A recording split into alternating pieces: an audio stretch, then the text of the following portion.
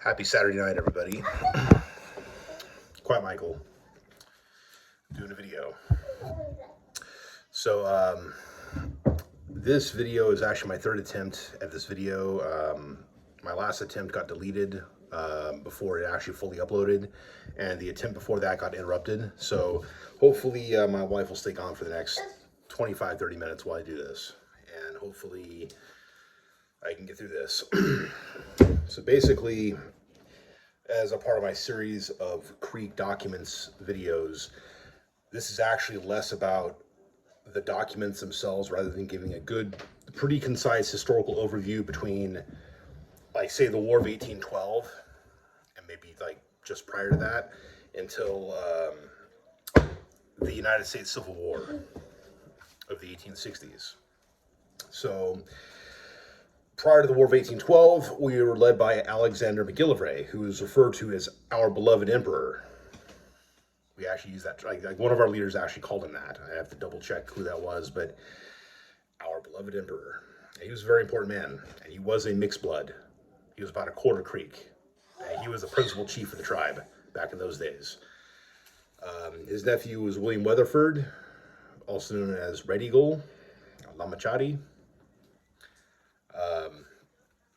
They were Hodgulgi, they were a Wind clan. Let's see. Then there's Chief William McIntosh. Now, some say he was the chief of the Lower Creeks. I believe he was the chief of the entire Creek Nation. He was a Lower Creek. I believe he was from the town of Coweta. And so, anyways, his father, like McGillivray's, was Scottish. They were actually related on their dad's side, if I'm not mistaken. Not to mention had the same clan on the mother's side. Yeah, Michael, come on, buddy. I'm trying to do this. Okay, there you go. So, please excuse this funny guy here. He's always trying to be the center of attention, right? He's a little ham. All right, so McGillivray, yeah, he was a Lower Creek. I believe he's from Coweta. He was half Scottish. His Creek name was Tustanagi Hetki, meaning white warrior, because he was very well educated in the white ways, even though he was not raised by his father. His parents actually split up, as I understand it, and his father tried to take him to Scotland, but his maternal uncles wouldn't allow it. So, anyways, he basically taught himself how to read, and he can speak Muskogee, which is the native language. He spoke English, which was his father's native language. Presumably, he also knew some Scottish Gaelic, which might have actually been his father's real native language, because his father was a Scottish Highlander. So, there's an upper Creek by the name of Peter McQueen, who is considered one of the hostiles. And, get out. Go watch cartoons. And, Peter McQueen's father was James McQueen, who was a Scotsman who basically kind of mutinied. He kind of had to jump ship after striking a superior officer. And anyways, he found his way into Creek Nation. He lived for like 100 years in the Creek Nation. He must have been like a very young man when he showed up. There's instances of Scotsmen living to be like about 120. It's very weird. It's super unusual, but it's like I've heard of a couple rare cases of this. Anyways. Married Creek woman, had Peter McQueen and his siblings. And I believe they were the immediate relatives or ancestors of Osceola, if I'm not mistaken. So, anyways, a lot of these like hostile Upper Creek traditionalists, supposedly full-bloods, were not full-bloods. A lot of them had white daddies, okay? Minowa, who's a part of this story as well, Red Stick leader during the War of 1812. His father was a Scotsman. Opothleyahola. Either his dad was white or his dad's dad was white. And if you look at it as portrait, you think, oh yeah, he's a full-blood. No, he wasn't. Seems like all the guys with portraits, as Indian as they look, they were actually not full-bloods. At least most of them were not. So, anyways. Let's get to the historical part here. The timeline, rather. So, you have the War of 1812, which is between the United States of America and the British. And what happened was, in the backdrop of this, in the backdrop of the First Creek War, I think is what it was called, 1814. There's the village of Burnt Corn. What happened is they got attacked by American forces because they were trying to buy guns, I think, from the Spanish. Now you see, I have the shirt of the Second Amendment, right? You might think that's ironic. I'm a Creek Indian. I'm doing these videos. I'm wearing this patriotic T-shirt. Well, it's more on principle, if anything, than patriotism. If you think about it, you need to have guns to protect yourself. You need to be able to protect your family, your homes, and that's what these people are trying to do. And the American forces, who had the Second Amendment, who had the right to keep their arms, were trying to stop these indigenous people, our people, from doing that. So yeah, they attacked and they lost, but they initially gained ground and then they lost. We had a victory, and then it resulted in us attacking the fortress of Fort Mims, where it wasn't just white people, it was also Creek women and children were there. Mixed bloods, but Creek Indians all the same. And yeah, Red Eagle kind of went there reluctantly. I don't think he actually wanted to be there. He didn't want to go massacre a bunch of people, but my understanding is that he told Andrew Jackson that he went there to save lives rather than to butcher people. But I have to get the source on that. Anyways, so what happened is Fort Mims happened, and then that led to the Battle of Horseshoe Bend, which was on 24th of March, 1814. And it was a crushing defeat for the Upper Creeks, the Red Sticks, the hostiles, at the hands of Andrew Jackson and a confederation of Lower Creeks and Uchis under Tempucci Barnard, William McIntosh, and some Cherokee leaders also. So, yeah, 1814. This so happens that Minowa was among those leaders who lost. I don't know if Opothleyahola was actually among them, but I mean, he was the chief speaker of the nation, or at least he would become the chief speaker of the nation. But at that time, I'm not sure what he was doing. I know that Minowa was one of the leaders. He got horribly wounded. He lost a whole bunch of men who were shot dead in the battle, and he could have died, but he didn't. Okay, I imagine he carried animosity about that. We'll get into that. I also don't think that animosity against McIntosh would have actually been the reason for the death of McIntosh, and I'm going to get into that as well, because he carried the hit. But there's more to it than that. So after the Battle of Horseshoe Bend, you get the Treaty of Fort Jackson, 9th of August, 1814, where half of Alabama and part of Georgia was ceded from Creek Nation to the United States. That didn't just affect the hostile Upper Creeks. That affected the Lower Creeks as well. The very Lower Creeks that defended Jackson, who fought for Jackson. Go figure. So that happened. Well, about 11 years later, I mean, I guess things cooled down a little bit after that. They had to in some way, but Treaty of Indian Springs, 12th of February, 1825. William McIntosh signed that treaty. And my understanding is that Opothleyahola told him, don't do this. You'll be executed if you do not sell the bones of our grandfathers, or you'll be executed. And he did it anyway. Now, Governor George Troup of Georgia was his first cousin, William McIntosh's, and he knew, I'm sure McIntosh knew what these white boys were planning to do. I had no doubt that he knew way better than the Upper Creeks knew what was actually going to be happening. And that's why he signed the treaty, I think. Did he violate it? Did he violate the law of his people? Yes. Did he commit a capital offense worthy of death? Yes, he did. You ask his descendants, they're going to say he was murdered. I don't share that opinion entirely.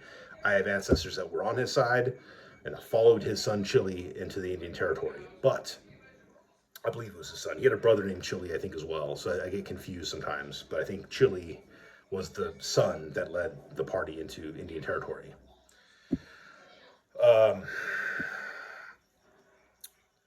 Anyway, so McIntosh, yeah. So he committed a capital offense. So they basically carried out an execution. They sent Minowa and the Lawmenders to go carry out the hit. And what they did is the wives went outside. They let the wives exit the house. They set the house on fire with William McIntosh in it.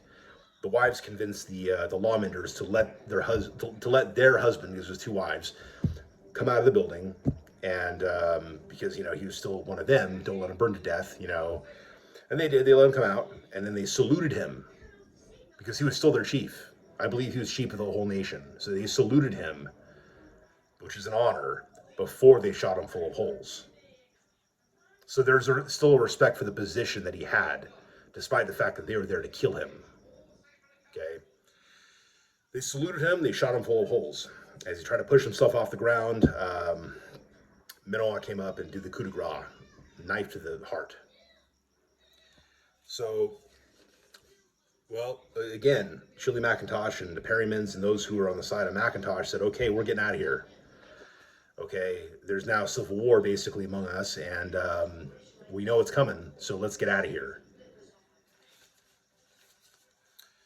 So in 1828, they left. So like 3 years later, they were gone. I mean, McIntosh was trying to leave. He was trying to skedaddle when they went out to kill him, basically. So he knew they were going to try to kill him. I don't think he would do what he did knowing they're trying to kill him if he was just some cowardly, swindling traitor. I don't see that as being the case. Oh, and by the way, Battle of Horseshoe Bend, he was very gallant. He told the soldiers to protect the white women and to protect the Indian women and children. Okay, so he was like, and that means the woman on the opposing side. Okay, so he was a gallant fellow. He had some very good qualities about him. The problem is he did commit a capital offense by selling the bones of our grandfathers against the wishes of the National Council. So I agree that it was execution, not a murder, but I also don't believe he was actually like some traitor. The way I don't think he was some like money grubbing, whatever. I don't believe that. So anyways, moving forward in the future, Treaty of Washington, 1826. The Upper Creeks, I believe they sued for a more favorable treaty. They got a slightly more favorable treaty, I guess. Then there's the Treaty of Casita, 1832, where they started allotting the land to people. The problem is you had a bunch of swindlers that came in and were actually swindling the creeks out of their land, and that caused some problems. There were some lower creeks that had stayed behind and gotten some kind of skirmishes with some of these white encroachers. And what happened is there was problems. And what happened is that created the Second Creek War, which was 1836, led to the removal of the Trail of Tears of 1836, 1837. So here's some numbers. So pre-removal, we had about 22,700 creeks and about 900 African slaves. Okay. What happened was, there's about 15,000 people that were removed, 3,500 of which died of disease and other means along this trail, this death trail. I have ancestors that were on this trail. There's a story of them being basically getting their heels dogged by these wolves. Basically, they were on the trail. These wolves were following him. There was birds flying overhead, waiting to basically, it might have been vultures, basically to pick at the dead bodies. And when people would die along the way, they didn't have time to bury them. All they could do is take a blanket and cover over the body of their loved ones, and then keep going. Okay, this is a pretty horrible thing. I wasn't there, but whenever I see depictions of this in artwork or movies, it affects me. It affects me. Like it's affecting me right now as I am filming this. So yeah, this is some terrible stuff that happened, and to a bunch of innocent people. Okay.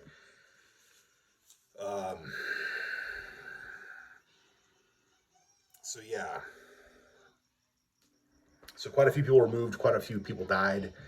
As far as the percentage of slaves that were on the trail, I don't know how many. If these numbers are correct, at pre-removal, and this doesn't include like the pre-removal numbers of Creek Nation is like 22,700. That might include the lower Creeks that also left before. I have to double check this. This might also include the numbers of people that stayed behind and later became the Porch Band of Creek Indians. I don't know. I need to find that out. Either way, the slaves make up a very small population of the overall Creek Nation at that time. I don't know how many freed slaves were listed as, former slaves were listed as simply people in the nation, or what the deal was. I need to find numbers on that if those numbers are available. Either way, it was pretty terrible stuff took place, and so you had this sort of division between the upper and lower creeks that had been occurring for decades. By the 1861 U.S. Civil War, like half or more of the Creek Nation says, "Hey, we're going to go with the Confederacy." Cherokee Nation, like John Ross really didn't want to go with the Confederacy, but his people did, so he went with the Confederacy. Opothleyahola, who was the last part of the original Creek Confederacy government. He was the chief speaker of the nation. He was, when they lost at Horseshoe Bend, they pretty much said, "We're not fighting the federal government ever again. We're not doing this." And so they did not fight on the side of the Confederacy during the Civil War. They didn't want to fight at all. It wasn't because Opothleyahola loved the federal government. He just didn't want to fight it ever again. He wanted peace. He didn't want to fight his own brothers in the Creek Nation. So he led people to Kansas. And on the way, they were attacked 3 times by not just white Confederates from Texas, but also from other Creeks and Cherokee under Stand Watie. So they were attacked by their own people, and they repelled the first 2 attacks. The third attack was harder to repel. They had to run. Some stayed behind to fight. There's women whose babies were taken from them and smashed against rocks. And then these women who were beside themselves were easy pickings for the soldiers. So, and the conditions in Kansas were really no better. To be honest, Opothleyahola and his daughter both died in Kansas, as I understand it. Here's the thing. Some of the soldiers that attacked him,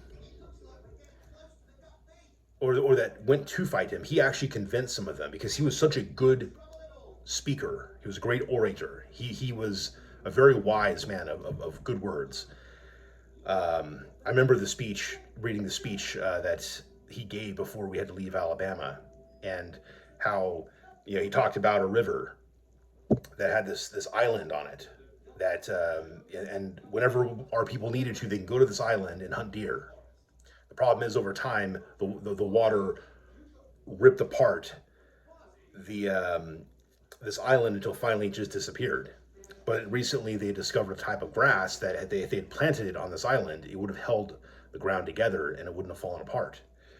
He says that we need to learn the ways of the white man so that we can stand. When the waters rage against us, we can stand unmoved. I'm paraphrasing. He gave a much better speech than I'm reiterating. Okay, my point is he was a very wise man. He knew what was going on. Oh, and last little thing about Minowa. Before Minowa died, after being betrayed after the Seminole War, he a bunch of Upper Creeks went to go fight the Seminole War, came back to get deported from their own homes by Jackson. The last Minowa, if there's one deed he could have ever taken back, it would have been the death of William McIntosh. I think at that point he knew that McIntosh knew what was going to happen, and that's why he did what he did. And ultimately, Opothleyahola, I gotta pronounce his name right, Opothleyahola, he knew that we had to learn the ways of the white man to survive. He also wanted peace. He didn't want to fight anymore. Okay, so, but anyways, he was able to convince some of these other Indians to join him. And I mean, these people were actually going to attack him, and he's like, "No, look, you should." I don't know what he said, but he convinced them to side with him and to go to Kansas. Okay. Anyways, like I said, the conditions there sucked pretty bad, and people were still starving. I have 2 ancestors listed as being mentioned in my last video. I have 2 ancestors that I meant that are the refugees. I'm going to try to say the name in Greek, Opothleyahola.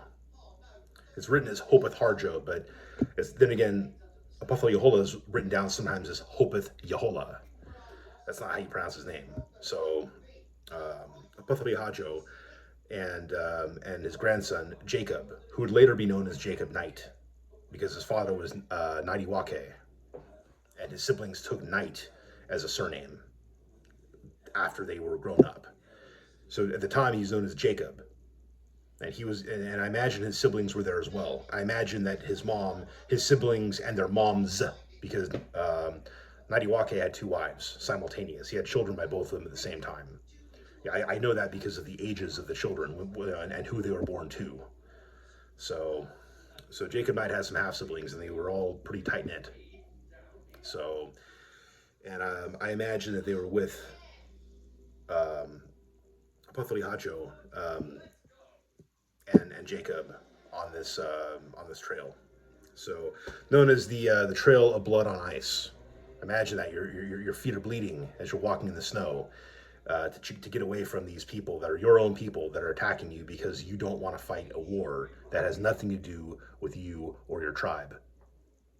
Let that sink in for a second. The Civil War had nothing to do with Indian nations. We were not U.S. citizens. And we were not U.S. citizens after the war. Okay?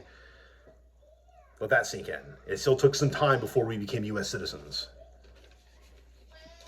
Okay, I'm going to go by my notes here. If I keep looking down, that's why. So, anyways, so yeah. And I have one other ancestor who was a soldier, Waxihajo. It's spelled Waxy-Harjo, but that's not really how you pronounce his name. So, Waxihajo. Anyways, he was a soldier. And so these are the 3 individuals that I have Laurel Creek claim information on. And that my great-grandmother, back in the 1950s, got, I believe, was the final payment for monies that were long delayed. So, Civil War happens, Treaty of 1866 happens. They agree to pay us back for our losses, but the problem is they sold off half the Creek Nation to do it. That didn't exactly help the Loyal Creeks, did it? So we got kind of screwed. The Confederate Creeks still had their stuff. We lost our stuff. Then we lost a bunch of land. And the freedmen were given a bunch of, not just freedom, which I think they should have had, I mentioned that before, but a bunch of our land. There's some per capita money that was sent out. Some of the Creeks were denying him, were denying these payments because they were of African descent. They weren't actually Creek Indians. I kind of get that to an extent. I kind of do. So, the Treaty of 1866, it benefited the United States government, who didn't actually fulfill their obligation to the Loyal Creeks. It was a kind of a slap on the hand to the Confederate Creeks, although they lost, again, territory that maybe we didn't have enough people to properly maintain. I don't know. It gave a lot to the freedmen compared to us. We as a tribe lost a lot with that treaty. So when anyone cites that as like evidence why the freedmen should be part of the tribe, I'm like, It took almost 100 years to pay us back for our losses in the Civil War, and it took multiple. Like 1904, there's a Laurel Creek payroll, and then of course again 1950s. We had to keep suing the government to get what they should have paid us in the first place. They took half our territory. Why couldn't they have paid us off? Think about that. But they gave land to other Indians, they gave it to freedmen, and they sold it as well. I mean, what the heck? So, so let's look at this for a second. So again, let's focus on the Upper Creeks for a second. Tried to get guns, got attacked, retaliated. That you're going to make people mad when you attack women and children. Guaranteed every single time. You're going to make them mad. You're going to create animosity. So I get why the government was fighting them. But the Americans also attacked the Creeks first. Attacked their homes, their wives, their children. So both are kind of wrong, but the Americans started that. Okay, we lost at Horseshoe Bend, fighting Americans and other Creeks. Okay, lands got ceded off against our wishes. Okay, lands got swindled from us. Then we got forced on this death trail. And then, so 1837. Oh, and by the way, some of our people actually died on boats, handcuffed. And when the hull of the ship got burst through for whatever reason, all these Indians were allowed to die. Like the white men jumped ship, the Indians just died in the boats, drowned to death. So, yeah.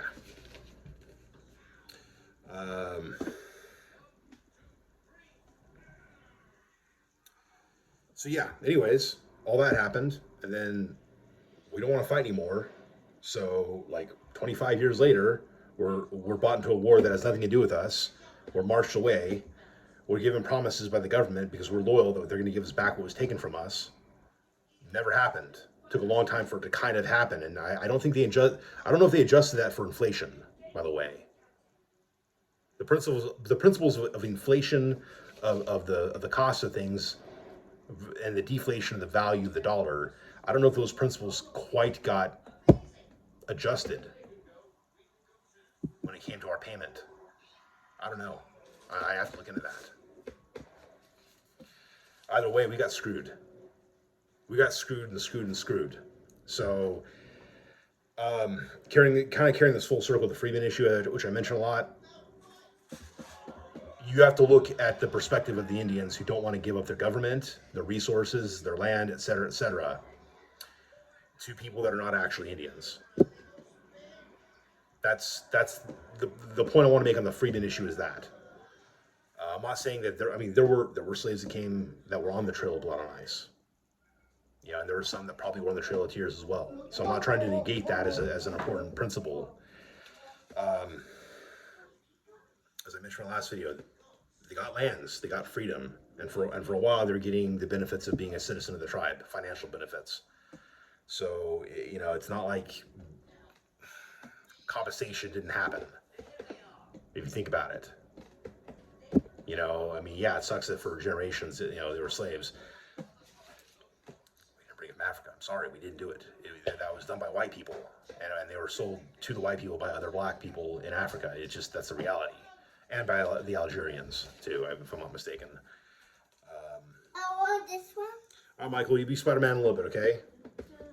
Michael, where's your diaper? This wet? Is it wet? Okay, I'm going to change your butt here in a minute, okay? All right, go take this. I'll be right there in a minute, okay? This kid loves a Spider-Man costume. Anyways, so yeah,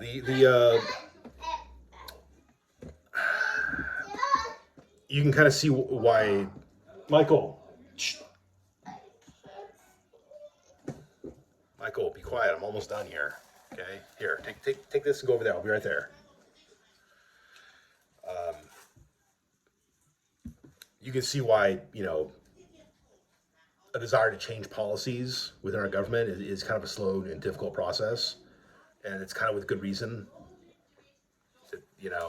People don't want to hear that, but I understand why. There's a history here that many of our tribe are just not aware of. They've heard of the Trail of Tears. Have they heard of the Trail of Blood on Ice? Probably not. Unless you're a descendant of Opothleyahola or you're connected with anyone who is descended from him, you probably don't even know about this. And this is super, super important. Okay. Do you know what a Loyal Creek is? If you don't know, when I saw the Loyal Creek claim that my mom has, that my great grandmother had, I thought that was, when they said refugee, I thought Trail of Tears. I didn't know what the purpose of that document actually was until years later. She had no idea. For her, it was a genealogy document. I'm going to do it for you, Michael. Go sit down. I'll be right there. No. Anyways, I'd like to make a more profound point at the end of this, but I can't because my boy's not going to allow it. Anyways, this is all important information for anyone in Creek Nation. regardless of what political side you're on, to be aware of. This is important, okay? And you have factions.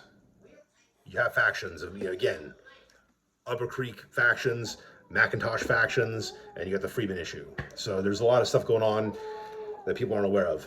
I'm going to take care of this crying baby. Mido for watching.